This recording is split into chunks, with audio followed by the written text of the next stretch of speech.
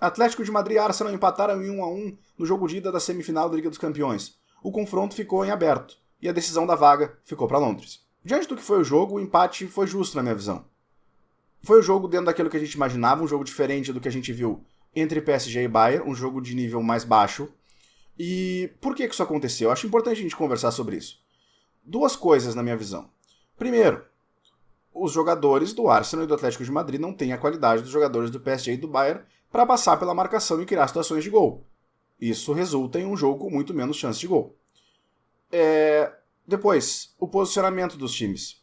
O PSG e o Bayern, eles também jogam com os jogadores próximos uns dos outros, mas eles ficam mais ali na parte central do campo, né? A zaga fica um pouquinho mais para frente, né? E por consequência, os outros setores também dão alguns passos para frente e as equipes ficam mais avançadas, ou seja, tem espaço para correr por trás das defesas. E foi um jogo de contra-ataque que a gente viu ontem também, entre PSG e Bayern. Hoje, foi um jogo de dois times que marcam, como falam, em bloco baixo, ou seja, uma retranquinha, né? Os times posicionam suas linhas de defesa próximas umas das outras, mas o bloco, o time inteiro está perto da sua área.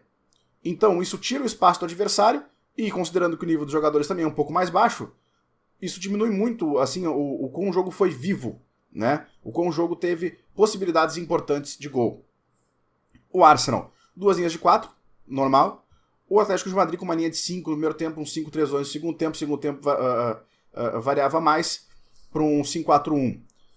O que mudou o jogo, na minha opinião? O primeiro tempo não foi dos melhores, tá? Foi bem abaixo.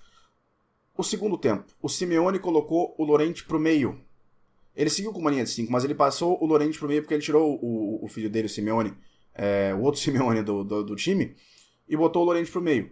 O Atlético de Madrid começou o segundo tempo numa intensidade muito grande, teve chances de gol, e eu acho que esse foi o período de diferencial no jogo, assim. Embora eu acho que o resultado de empate seja justo, o Atlético de Madrid foi um pouco melhor ali no começo do segundo tempo, foi o período onde uma equipe teve maior superioridade à outra durante a partida. Então, talvez no todo, o Atlético de Madrid tenha sido um pouco melhor que o Arsenal. Mas para mim não o suficiente para justificar uma vitória.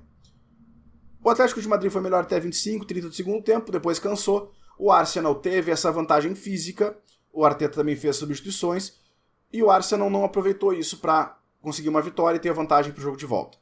A definição ficou para Londres. E vamos ver. Hoje, quando saiu o primeiro gol, o gol do Arsenal, o jogo se abriu um pouco. Em Londres, a decisão começa empatada.